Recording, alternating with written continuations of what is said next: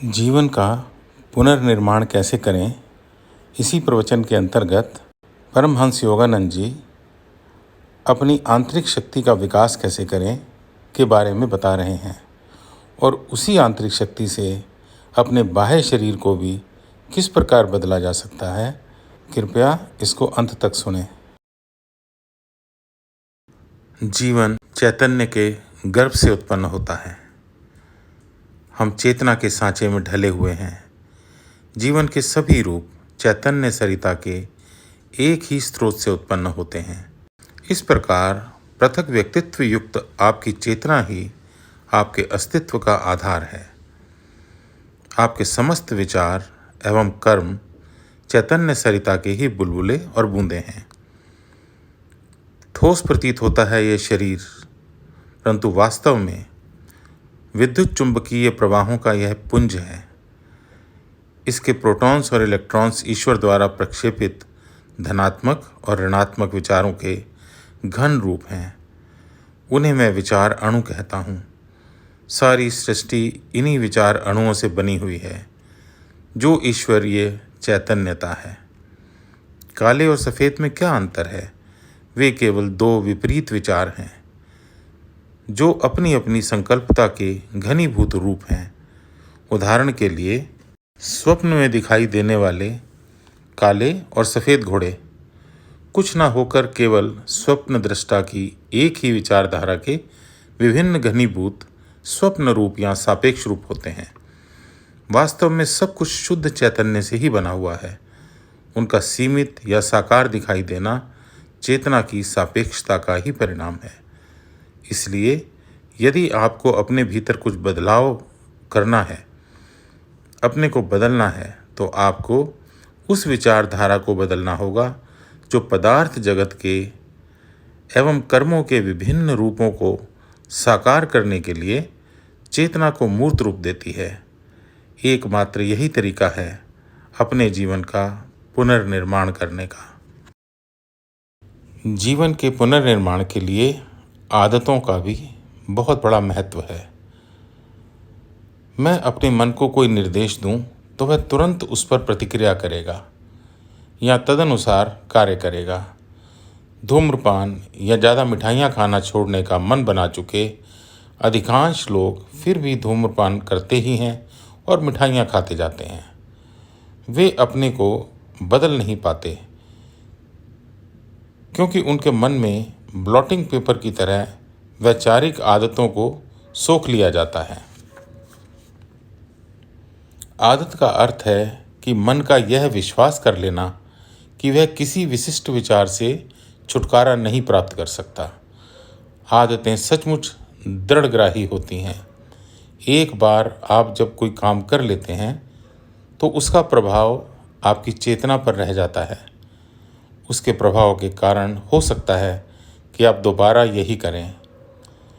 कई पुनरावृत्तियों के बाद प्रवृत्ति इतनी बलवान हो जाती है कि वह काम फिर आदत बन जाता है। कुछ लोगों में तो एक बार कुछ कर लेना भी आदत बन जाती है, क्योंकि पिछले जन्मों की वह प्रवृत्ति सुप्तावस्था में उनमें पहले से ही रहती है। मन आपको बताता है कि उस विशेष आदत से आप मुक्त नहीं हो सकते, परंतु आदतें और कुछ ना होकर केवल आपके अपने ही विचारों की दृढ़ पुनरावृत्तियाँ होती हैं और विचारों को बदलने की क्षमता आप में है। ये आपको जान लेना चाहिए।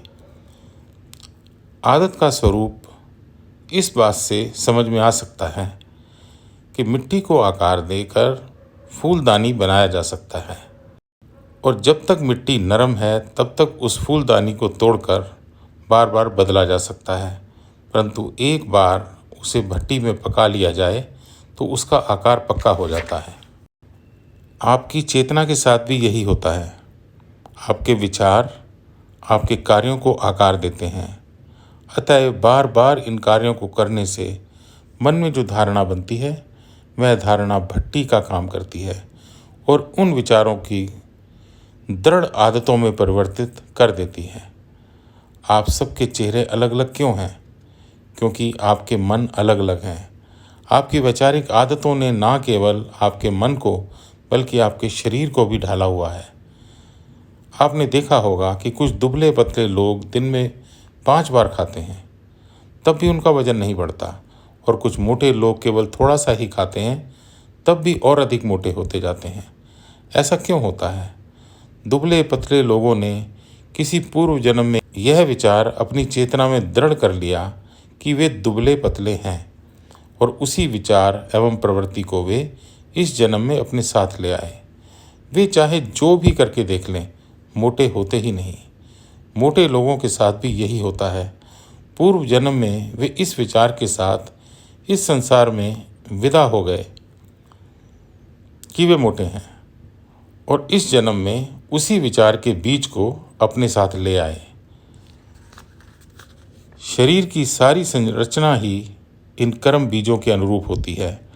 आपको यदि अपनी शरीर रचना बदलनी है तो आपको मन में दृढ़ता के साथ कहना पड़ेगा, वह मैं ही था जिसने अपने को अपनी सोच से दुबला पतला बना लिया।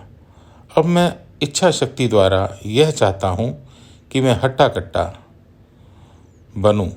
यदि आप उस विचार को निकाल बाहर फेंक सकें जिसने आपको अपने वर्तमान इच्छा के विपरीत कुछ बना रखा है, तो आप अपने शरीर में परिवर्तन होते देखेंगे।